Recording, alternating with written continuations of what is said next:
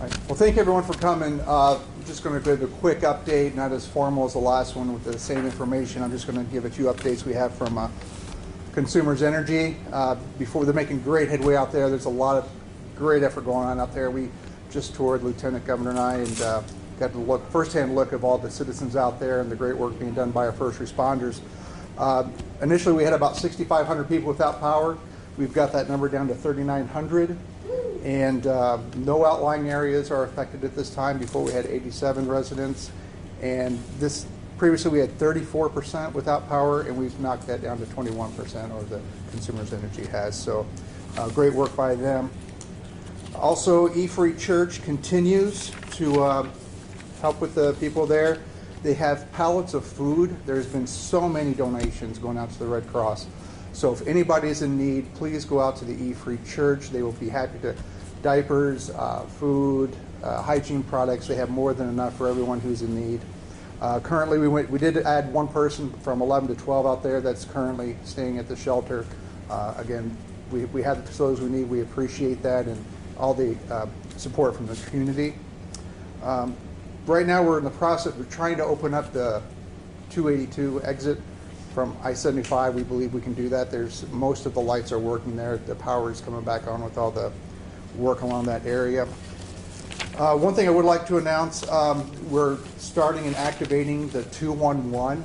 And what the 211 is on your cell phone, if you dial 211, it'll get to a resource, and they can help you with what's available in the area. They'll give you things such as the E-Free Church, the contact information, other things that are available to assist people in the Gaylord region that need help. Also, you can self-report damage assessment of your home. A lot of people might not have internet access, but through 211, there's going to be a live person manning the phone in Michigan who can go to the app, and they will walk the person through so they can report the damage and what they need to do, so we can help with our FEMA and the recovery efforts. So with that being said, 211 has been activated, and we just really appreciate all the outpouring and support from our community. Quick question. I know that there was still one person unaccounted for. Is that still okay? Is there any other? Well, what's been happening, and we're not going to respond to everybody's been accounted for, because what happens is we'll find a person, but we'll get another phone call of a loved one, another one. So it still hasn't gone beyond one person, but every phone call we've gotten so far, we've located that person, but we still continue to get calls. And until we have everyone accounted for, we just want to encourage people to still report, and we will continue looking for that as well. So I'm going to turn it over to Lieutenant Governor for some comments, and you're welcome, sir. Thank you. Thank you, and good afternoon, everyone. It was important, I think, I want to thank all of the first responders, who've come from so many communities across northern and central and every corner of Michigan to come and support this community here in Gaylord. Governor Gretchen Whitmer and I, the entire state of Michigan, are praying for every single soul that has been impacted here, every family. To those who have been injured, we have 44 Michiganders who've been injured. We have 2 Michiganders that we're aware of who have lost their lives as the result of this tornado, and so we are praying for them. We want them to know that everyone in Michigan is going to wrap our arms around those families and everyone who is working together to recover here. I had a chance to come and survey some of the damage and the debris that's happened through a really wide area. This storm went a lot of places and did a lot of damages, hit a lot of homes, the commercial corridor. It really was quite remarkable, and so to be able to, so I want to thank the state police for being so supportive and making sure that we can understand and wrap our arms around the scale about the challenges, so we can now direct resources to people who need them in this community to make sure that we can recover, that we can build, that we can come forward stronger together. One thing that's true about the people of Michigan is that we have each other's back. We've seen people already step up, not just for their family members. We're going to see volunteers from every single corner of Michigan are going to come here. And as the commissioner said, by the time everybody gets here, the local community might have already taken care of all the business. But the truth is, we're not going to turn our backs, and we're going to make sure that folks have everything that they need so that we can be successful as a community coming forward. I think I just want to make sure that everyone recognizes what the trooper said in terms of resources. So we will do everything we can to make sure resources are available at the scale they need to be. So the 211 being unlocked is really important. We really encourage people to call that resource, to report folks who may still be missing, to report the damage to their homes. If you have an emergency, please do call 911. We're working hard to make sure the lights are back on, the internet's back running, that our phones are going to be working.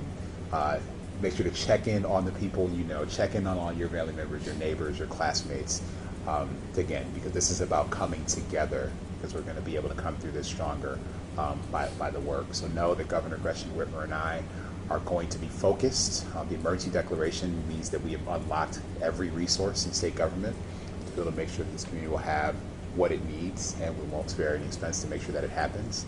The donations that have been coming in of everything from food to baby formula to diapers, we're going to make sure that folks have everything that they need, because that's what we do. We have each other's back. We stick together. We stand tall for one another.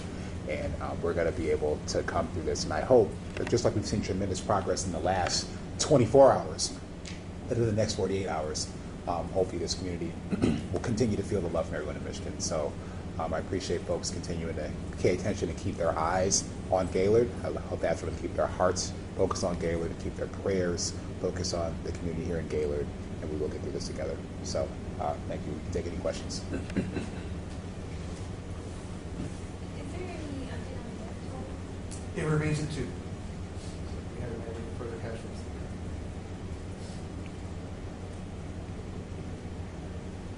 Well, thank you all for coming. We really appreciate it. Thank you. Can I get your name real quick? Derek Carroll, DERRICK, CARROLL, And your title? Lieutenant, Public Information Officer, State Police.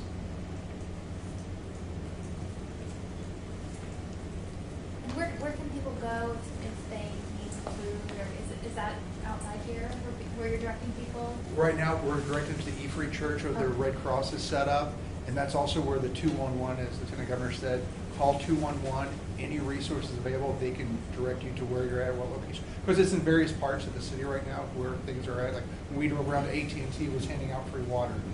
So different businesses have things set up, and people have registered with them. So that's the way to go. Sorry, I might have missed this morning, but how do you spell it? Is it just E-Free Church? E-free. Just, yep, like it sounds. And then are people being put up in local hotels, or are they having to drive other places, get rides other places? A lot of hotels in the area have put people up for free, and then the Red Cross has set up the shelter at E-Free Church, and they have 12 people there. How many spaces do they have available for people? I don't have a number of space. We had upwards of 30 there last night, and that dwindled down to 11, and now we're at 12. And that's 12 expected for tonight, or who are just there right now? Expected for tonight right now. Okay. Do you know, are all 44 people still in the hospital? That I don't know. I don't have the status of each individual person. A lot of HIPAA prevents us from calling and getting information. And as a part of the state of emergency, is the National Guard being deployed? We haven't had that request at this time. Are there any more issues with the hospital that you know of, like power going out? Is it? I know it's off generator now, but are they having to divert patients from there? I don't know the exact status of the patients right now. We did divert to the local area hospital. They said about as far away as Traverse City. The power is back on. They were on generator, working on that. They did have some issues at the beginning, like every other business and home around here. And the diversions to other hospitals were just because of the concern about power? Just the bed space in northern The bed Michigan, space. you're limited to what you can. And all these hospitals, they have agreements with each other, and the ambulance services, as soon as they start filling up one ER, we have this many beds left, and they'll start going to the other hospitals. And they prioritize where they're going to put people as well. All right. Thank you very everybody. much. Thank you.